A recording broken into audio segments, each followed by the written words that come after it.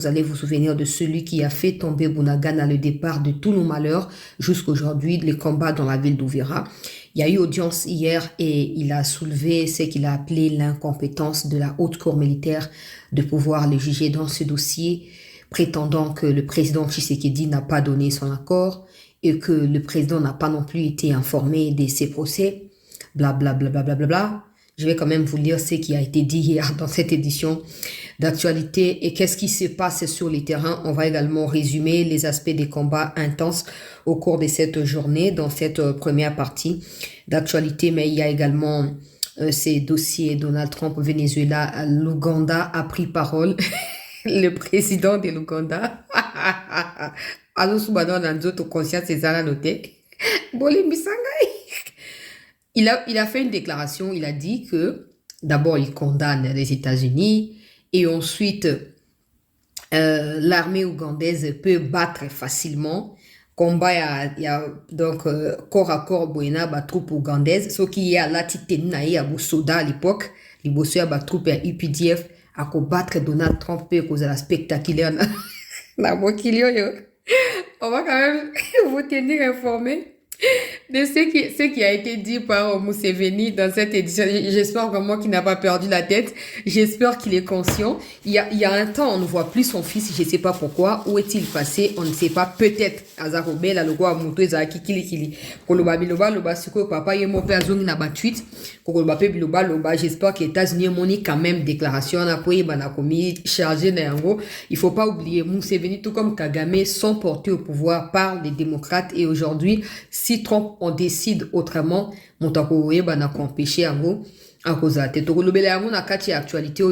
mais on va commencer par le ministre Moïndo Nzangi qui a dit quelque chose d'important et également quelque chose qui fait polémique. Deux choses. Ce que j'estime être important, c'est l'aspect communicationnel. Il y a guerre numérique.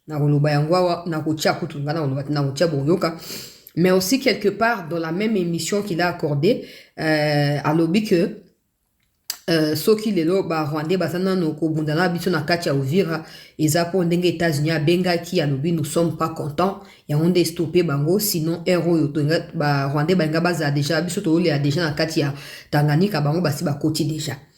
Alors et ça lit vraiment tolé, ça lit polémique et ça lit makelele balobi vraiment ministre ndenge nini azobimisa ba secret à conseil des ministres katina public déjà je ne pense pas que si Marco Rubio a appelé Kagame pour dire que ça suffit, on dira ça au Conseil des ministres. Mais je pense pas. Je pense pas. Et bon, il y a des gens qui disent ouais, mais il y a pas un wazalendo groupe il y a CD, bona boye soki boluka bokanga ye, bona bobo makambo za ebele. Ngana kota ngana ba polémique on a té na rocha ba vidéo blement bo Holanda avant to ke na makambo zo le kana front peut ke na ba détail ya makambo misusu ezo concerné mboka na biso particulièrement lobina la dit Donald Trump za ki so ilo biso ka avant-hier lobby que non azo solana ba républicain en lobina ba ngalo bosa union so bo gagner élection ya mi-mandat sinon ba démocrate bazo zelanga na songe ya mbeli po ba destituer nga. Donc, bossa nyonso, bo gagner élection, y a mi-mandat. Nous également, qui sommes en partenariat avec eux, ben, nous espérons qu'ils vont gagner cette élection des mi-mandats pour continuer à protéger le partenariat qu'il y a entre eux et nous dans ces moments critiques. Y a un beau cannabis. Alors, Trump, quand on va parler de Museveni, mais mettons d'abord les images du ministre Moïndo Nzangi. Na sengi so to like to partager to channel ministre Moïndo Nzangi boyo kama lobby et mettez également vos opinions dans les commentaires. Nous aimerions bien savoir si vous êtes plutôt de ceux qui créent la polémique autour de ce qu'il a dit ou vous réfléchissez profondément et quel est votre jugement des propos qu'il a pu tenir par rapport à opération militaire na sud Kivu territoire il y a Uvira. Alors Toyo qui dans notre première vidéo Oazoba Makambo Etali armée numérique. Aussi la manipulation au niveau c'est l'arme de l'information, c'est l'arme politique pour laquelle effectivement c'est la bataille que nous avons perdue. La bataille de l'information. En fait, quelle est leur stratégie? Ils ont pris des Congolais, des jeunes ou des vieux que nous connaissons, qui ont une notoriété, dans la communication à la République démocratique. Donc, déjà comme Steve Wemby, hein, c'est quand même quelqu'un que vous connaissez, bien sûr. Les jeunes comme les Rodriguez Kachouva, ainsi de suite. Mais je vous montre des images ici, pour que vous voyez comment leur compte fonctionne. Quels sont les comptes de tous ces jeunes-là qu'ils ont recrutés parmi les influenceurs congolais? Ah, ils ont recruté aussi. Ils ont recruté parmi les Congolais. Vous allez voir, par exemple, les images que je vous montre là, les comptes Twitter, ils sont hébergés au Rwanda. Ah bon? Regardez Steve Wemby, j'ai vu son image là-bas. Ce compte Twitter est hébergé au Rwanda. Et tous les autres jeunes, les Rodriguez Kachouva et tous les autres, vous voir les images. Alors, qu'est-ce qu'ils font? Les informations qu'ils relayent, la propagande qu'ils relaient, elle est conçue par un bureau stratégique de communication qui est basé au Rwanda. Donc, tous ces gens-là, un bureau stratégique d'information qui est basé au Rwanda. Et donc, lorsqu'ils font des tweets, il y a des instruments de communication, des propagations à grande vitesse qui sont installés pour que les tweets atteignent le maximum des Congolais au même moment. Et si vous voyez par exemple la récurrence de leurs tweets, lorsqu'il y a un événement, je prends l'exemple de la prise de Uvira. Ils ont annoncé la prise de Uvira, mais les M23 étaient encore à Luvungi. Ils ont tellement fait des tweets que tout le monde a cru que Uvira était déjà tombé. C'était de la manipulation d'une manière anticipée. Et même les FARDC ont quitté la ville de Uvira, croyaient qu'ils étaient déjà tombés alors que l'ennemi était encore à 30 km. Ici, dernièrement, ils ont fait des tweets communiqués puisqu'ils voulaient attaquer les Grano. Et donc, il y a une délégation congolaise qui a été conduite en Ouganda pour parler avec le président Museveni. Aussitôt qu'ils ont compris que nous sortions de là, ils ont fait des tweets systématiques pour dire que le président Museveni vient de déclarer qu'une partie de l'Ituri et du Nord Kivu appartenait à Ouganda. Fausse information. Est-ce que vous comprenez? Tout ça pour créer les doutes dans les esprits des Congolais, les amener à détester de l'autre côté, pour que, en fait, opposer la République démocratique du Congo à Ouganda. C'est une machine d'intox et de propagande. Malheureusement, maintenant ce que je veux dire, malheureusement, nous tous nous sommes tombés dans le piège. On a commencé à dire. C'est-à-dire que lorsque vous prenez le tweet de Rodriguez Kachouva, lorsque vous prenez les tweets de Steve Wemby, et que vous les retweetez, ou vous les mettez vous-même dans un groupe WhatsApp, vous participez à la propagande rwandaise. Et c'est là que le message que je donne aux jeunes Congolais, les gens là, comme vous les connaissez, vous avez vu les tweets, vous avez vu que je vous ai démontré qu'ils sont tous hébergés au Rwanda, où c'est le Rwanda qui conçoit les messages qui... Bon, ça c'est du point de vue de la communication. Je vais commencer par là. C'est très clair. Surtout quand il dit que quand vous prenez ça, vous partagez, vous participez à la propagande. Ben moi, j'ai toujours dit ça ici. J'ai toujours dit ça. Oh non, Chancela, je t'envoie pour vérifier. Tu peux me dire si c'est vrai ou c'est faux. Pendant que tu fais ça là, ça compte dans les vues, dans les progrès de la vidéo ou du texte. Allez sur Twitter, il y a des vues qui comptent comme ça. Quand toi, tu partages dans un groupe WhatsApp où il y a 1000 personnes, probablement 50, 200, 300 personnes ont vu. Donc, tu participes à la propagande. C'est comme ça que je vous ai toujours dit. Ne partagez pas, ne commentez pas, ne likez pas, ne faites rien. Parce que ça, c'est clair ce qu'il dit. Ça, ce n'est pas de la responsabilité à Mouyaya. Quand toi, tu partages, c'est pas à Mouyaya de venir t'empêcher de partager. Non. Mouyaya a déjà dit que non, il y a un poison rwandais qui existe. Il y a des Rwandais qui font ceci, qui font cela. C'est que Moïse Donzang dit là, vient juste ajouter à ce que le ministre de Communication a toujours dit. Il a ses failles à lui, c'est très clair. Mais dans ces points où toi, tu likes, tu partages, tu prétends, je vais vérifier. Tu vérifies quoi? Et quand il mentionne encore un autre aspect important dans ce qui s'est passé à Uvira. Ça faisait 4 jours que des gens disaient que Uvira tombait. Moi, je disais toujours que Uvira n'était pas tombé. Et les gens me disent, ah, l'obaka ka vérité. Non, la vérité à nini. Na esa hutu batomsuka awa vérité ozo lukemba na munoko nanga na oyoka wote keno luka ona Uvira kuna yomo. Keno luka kuna. Des gens pensent que nous faisons ça pour couvrir les pouvoirs ou couvrir les gouvernements. Absolument pas. Nga mama Soumino, aussi pour mon photo de mama Soumino. Aussi pour mon hein? Ils ont arrêté, donc le gouvernement a financé mon toit raté. Mais c'est ça être, peut-être que nous avons contact direct, mais pourquoi vous allez douter dans les Steve Wemby en qui vous croyez nini n'a parlé de marbre le jour où vous avez la koufa. Hein? Bah, sportif façonné kafuta. Katangé. Pourquoi Kakabiso? Pourquoi? Hein? Tu as changé, pourquoi? Tu sois na Kakabiso kaka. Tu bengana bakasai na katanga. Na zomi tia na ngapa na zaki pete. Mais na lui to biso bakatanga. Tu bengana bakasai na katanga. Tu lia birgi. Nzala ekota na katanga. Qu'est-ce qu'on a bénéficié? Tu battais les mouches. Tu vas pagar ma futa kuntumbo. Avec une on a bénéficié quoi? Tu gagnes. Nzala. Et se développe pas katanga. Bota katanga oyo ya gabe kingwa kumwanza. Na katanga lelo. Il n'y a rien de spécial. Mais biloko moko ozomona ngo na Lubumbashi na Kolwezi wapi. Est-ce que ça kingwa kumwanza tikango? Abongisa wapi? Kingwa kumwanza. Si ce n'est rempli ses poches.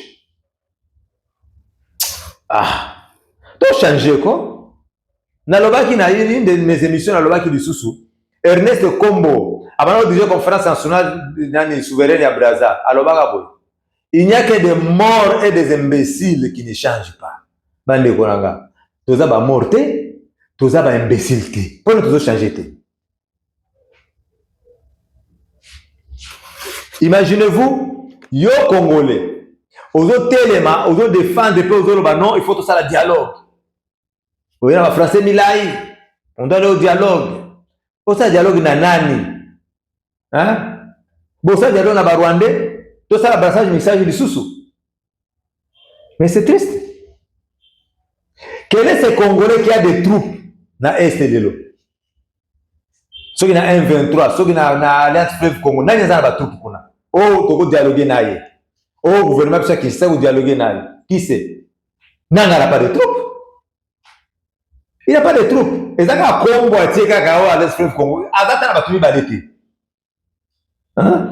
Ba troupe nyonso oyo eza na est eza ba troupe politique Kanambe eza ba troupe Kagame eza ba troupe Rwanda Sultani Makenga na eza ba troupe soko boko dialogue na nani na ba Rwanda tulingi zambete tulingi pe Kongo na biso te dialogue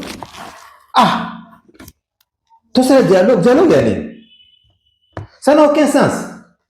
Ça n'a aucun sens. Oh, banani anglophone, benga présent nonsense. Hein? Nonsense. Dialogue. Dialogue ya nini, mes chers amis, mes chers compatriotes. Tu peux dialoguer na nani. Boko benga nanga problème comme côté. Les décideurs ezali Kagame. Hein? Si vous voulez dialoguer na nanga, pose ça la ni to pesa ni akopesa biso nini. Ndio kimia kwa na mboka na biso. Ba police bazolo batonga na dialogue, bazolo kabazonga bakota na pouvoir ya gouvernement de transition. Hein? Po bazwa mbongo ya préparer élection mususu na 2034 na 2000 combien na zoe baté. Ne souci na bango bazana ngo wana. Bazana souci ya peuple té. Na le mes chers compatriotes, tout prendre conscience de notre devenir, surtout bino ba jeunes. Kana souci ya pembe, mandefu yo komi pembe. Na Kinshasa na Afrique du Sud, mandefu pembe zalaka te, mandefu noir, soki na ngala mutu, na zonga na calvitie. Ezata na bino ba banani ba jeune, bo prendre conscience. Bo prendre conscience de votre devenu. Ba vieux bazo sacrifier vie na bino. Dialogue, tu as besoin de dialogue te. Tu as besoin de renforcer ba banani ba FARDC, ba wazalendo pour guerre esila. Excellent. Guerre ici là. C'est ça les choses que nous avons. Tout Congolais, Ozana Bolingo, épris de paix et de justice. Ozana qui a bandé qu'on a besoin de Mawabazana Est. À quoi on a dialogue? Tous un devoir. Il y a soutenir le président Félix Tshisekedi. C'est lui le président de la République, le chef suprême des armées. Malgré ma faiblesse, il faut soutenir. Tout si ça n'a pas guerre. Et bien, contre tout ce que les gens aussi, hein? Là, moi, je ne suis pas de l'UDPS. J'ai jamais été membre de l'UDPS. Hein? Mais je soutiens le président Félix Tshisekedi. Tu veux dire, c'est un peu sangani. Absolument rien. Hein? Mbongo te, et poste te, et l'autre te. Mais on se bat pour la patrie. Nakotanga, nako réagir pe na ba commentaire ya ba compatriotes, les amis de Kabata Latigo Etienne. Djibril Massey, les Rwandais vont subir le même sort que Boko Haram. Bravo Rafa RDC. Nawazalendo. Gervais Sabwa, alors merci les patriotes Etienne Kabila pour les informations. Merci beaucoup. Ghana Manzengele, merci beaucoup, les vrais fils. Ne jamais trahir la patrie, vraiment. Tout Congolais, digne de son nom, a le devoir, l'obligation de se battre pour ce pays, ne jamais trahir la patrie.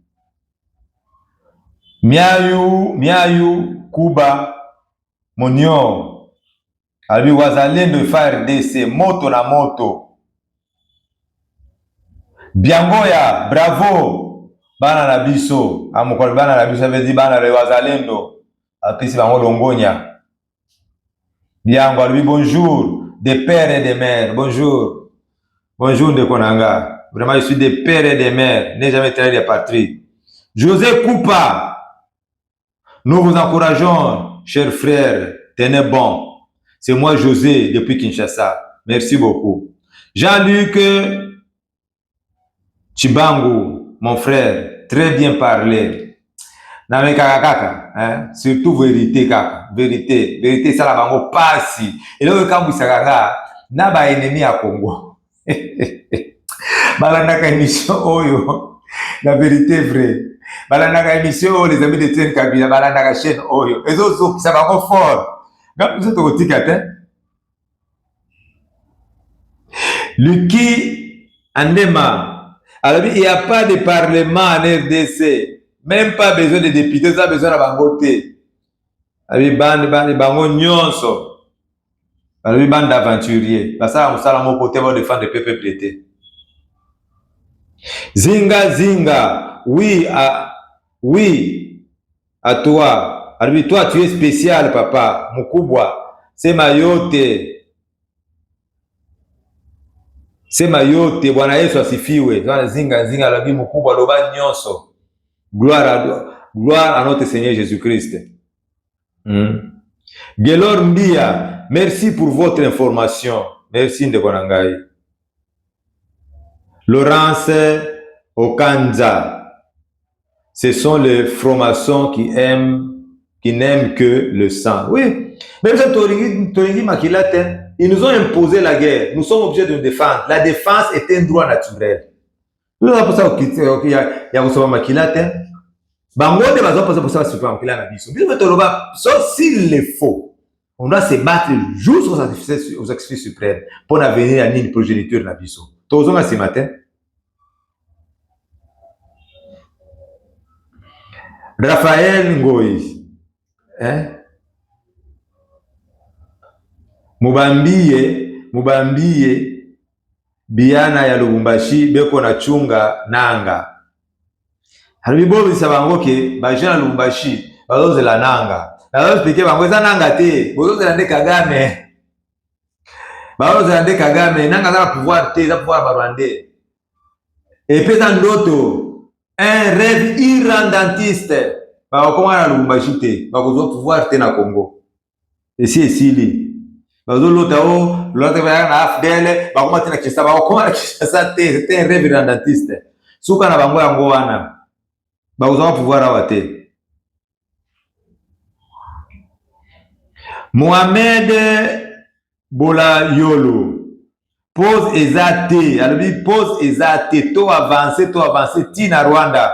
Guy Timothée, oui toujours la vérité sur toi. Nekoloba, loba la vérité. Carlos Antonio Massamba Aseki. Moudaka de commando, bon, a combien na portugais? Ah, mon frère, malheureusement, n'a vu portugais.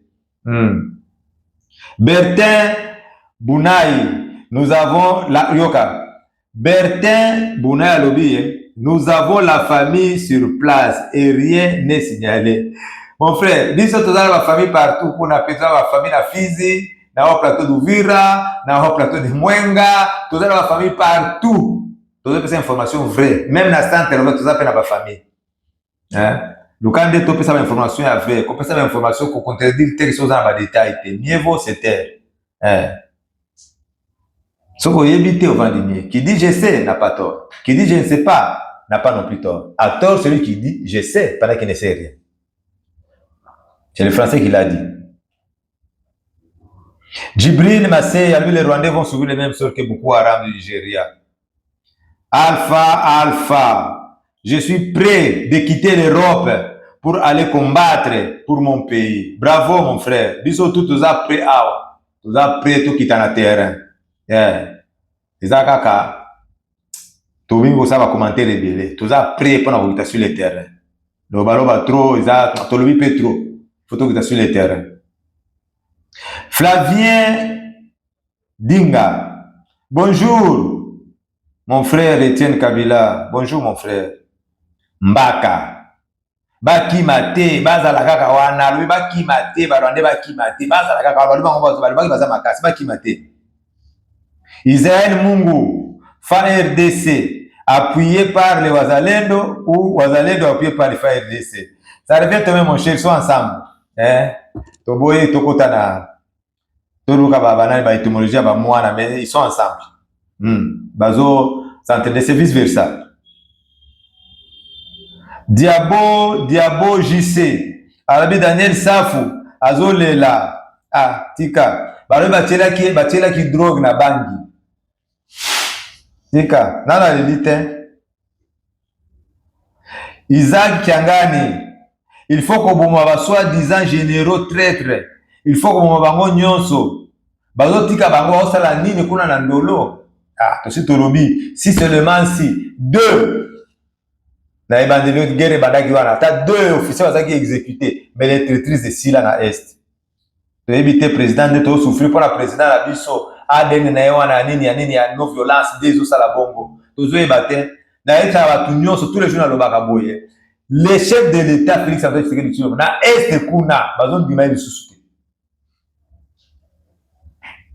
Na Est kuna, bato azolo, ba non, yemo kwa yebi, dil na Kagame, pourquoi azo armé, ba azalo pesa suffisamment te, pourquoi tout ça la beauté, pourquoi on n'attaque pas tout ça, kana défensif, pourquoi, nous sommes na mutu ya nani, ya président Félix. Na loba kabo po, bato ba yoka, ba ispa président Félix. Lena koyoka à comprendre que quand la popularité na Est, ils ont quitté tous les jours. Il est accusé de tous les maux. Que hier, Azof armé suffisamment banane bazalé doté. Hier, ba nomination les autres les maisons nommé ka ba Rwandais ka kuna. Bagasita ba chiviri banani ba mama suzu. Kama Rwandais ka ndea no makakuna. Batia Uvira batia Est kuna nyonso bazo se pelate na biloko wana. Boye bisa mokonzi ya mboka, kote na ya popularité zo kita makasi kuna. Bato on dimele lisusu te. Mboka 243. Atu alobi Etienne sora Constant Omar, a Constant Mutamba. Eza ndenge nini esuki wapi? Esuki wapi? Ndeko nanga. Cour constitutionnelle eboyaki ko libérer alobi non, demande na ewana. Ils ont recevable non fondé. Paul va procéder à respecter. Tu vas rejeter qui ango. Il y a un lobby qui tout ça la campagne la lobby qui tout c'est nga amnistie pas chef de l'État. Mais tout ça la culture qu'on se cotiser té. Ne problème la vie social comme le kama mbongo akimi. Ils ont muke bala iba makambwana. Dans tout ça la t-shirt, tout ça la toko, tout ça la papier, tout ça la papier belé tout engagé batou. Tout ça la pétition, tous ont la signature, il y a 3 millions de signatures dans la ville de Kinshasa. Qui a envoyé l'argent? 2, 3, 4 personnes, à compte goutte. Bati shot nous à même ok. Nous savons que nous reprendre des démarches, on a évité de réfléchir, non? De réfléchir, non? Oh, on a idée, nous sommes copiés, ça paie. Ah, ouais, tu as liberté d'expression. On a idée à Pessi. On a moyen à Pessi. On a idée à Yoyaka, Yepsanga, en privé, to sololi. S'il y a à faire quelque chose, on peut le faire. Parce que Nathan, oh, Moutabazab, très important dans Mboka Nabiso. Justice n'est marché bien. Avant, on a beaucoup de détournement de fonds publics, condamnation à mort. Bah, mi doit nous babangi, bah ça dit du copain, il va continuer la prison. C'est triste. Ouais, il faut appeler sa président de la République information bah toi loba. Ngala loba ka. Bah toi loba président de la République a yébipé. Président Constant Moutam. Ngala lobi te za bongo, bah tuni bazo loba bongo, président pona na côté li Constant Moutam baté. Bah lui président côté ba tu ebélé ba kota prison té. Ba caméra ba bima. Bakaza dit bakota prison, pourquoi pas Constant Moutam son soldat. La base message na lobby la base comment pas mon compte. Rachel Mbouy. Bonjour Mwanamboka. Malgré que je ne vous ai pas vu quand vous étiez venu à Kolwezi. La personne mbote de ma sœur Rachel, to comment na kaka. To ta pe na programme ya koya kuna. Eliane 85 64 habito Kolonga kaka. Prière en ligne TV. Ouais, prière en ligne TV 62 54. La seule campagne chaîne na yo Alors bibo @prière en ligne TV 62 54 ane moi eza chaîne na ye. Alors bravo. So vous on a pêché noana et ça fait ma bête. Tout ça est moi publicité pour quelqu'un. Christophe Tenya, ami prophète Philippe depuis le Lubumbashi, on vous suit. Merci. Bon kaka, vous partagez peu émission la bino. Pour votre là nango facilement. Vous partagez en go bazan nango, vous partagez en go. Vous partagez s'il vous plaît. Guilain Bouchichi. Lorsque je vois l'enfant de Mzee Kabila vivre grâce aux réseaux sociaux, Kabila Joseph est mauvais.